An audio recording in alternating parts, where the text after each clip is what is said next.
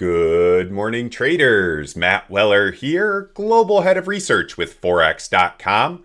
Today is Friday, the 31st of July, 2026, and markets are relatively volatile with a big bounce back in risk appetite as a clear event risk has cleared. In today's video, I'll break down everything that you need to know ahead of today's US session.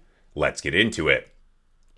So shortly after I recorded yesterday's video, news came out that a $45 billion hedge fund called Situational Awareness that was betting very heavily with leverage on AI had essentially blown out of its positions. That is what caused all the volatility, especially in AI and semiconductor names earlier in the week. Those assets were bought at a fire sale by Citadel that has stabilized market appetite, and you can see here looking at, for example, the iconic Kospi index, which is heavily weighted towards some of these chip and memory stocks. It's bouncing back 18% after falling precipitously earlier in the week. With that event risk cleared, markets are generally pushing risk assets higher. Here we see US indices poised to open higher. Oil is bouncing back, and even the US dollar is starting to recover some of yesterday's losses.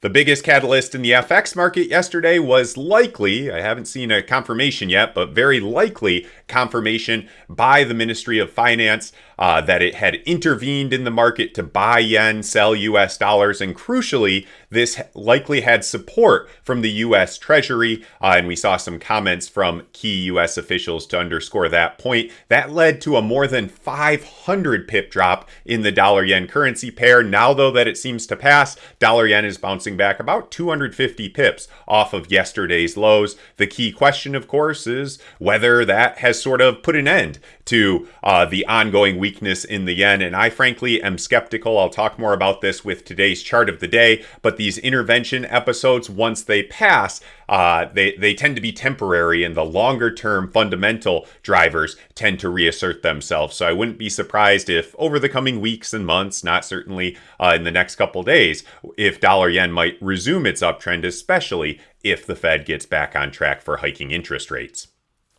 Finally, we had earnings from two Magnificent Seven stocks after the bell yesterday, and we're continuing to see divergence. Amazon is popping 10% ahead of the US Open, whereas Apple is falling 8%. This all comes down to monetization and investors looking for a return on the massive CapEx spending that we're seeing at many of these hyperscalers. We saw a similar divergence between Meta and Microsoft yesterday, so a little bit more discernment here and not blind support of AI capex is what we're likely to continue to see when it comes to some of these major names that have such a heavy weighting in the major indices.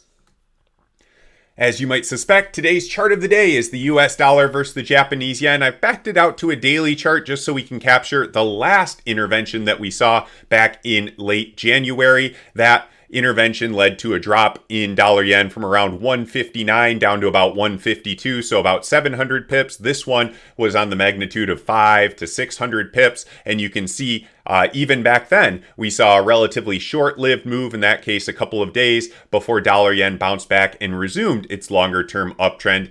This time around, we can see that dollar yen bottomed at a very logical level. We saw clear previous support and then resistance around 158. That's also where the rising 200-day moving average, a level that dollar yen hasn't traded below since back in October of last year, that came in around that 158 level too and continued to support prices. So I think a lot of traders are going to key in on that zone and view it as a logical swing area with the longer term uptrend still intact. As long as dollar yen remains above 158, I think short term dips are likely to be bought, and the risk of intervention perhaps may have faded until dollar yen starts to get up toward 162 or so. I think that's where the Ministry of Finance and Bank of Japan will get more nervous. That is today's video. Thank you for carving a couple minutes out of your day to watch. If I can ask just one quick favor before you go, please do drop a like on this video. It's a great free way to show your support that helps us with the algorithms. And if you're not already, please do subscribe to our YouTube channel at FOREX.com for more videos like this. Thanks again, and have a great weekend.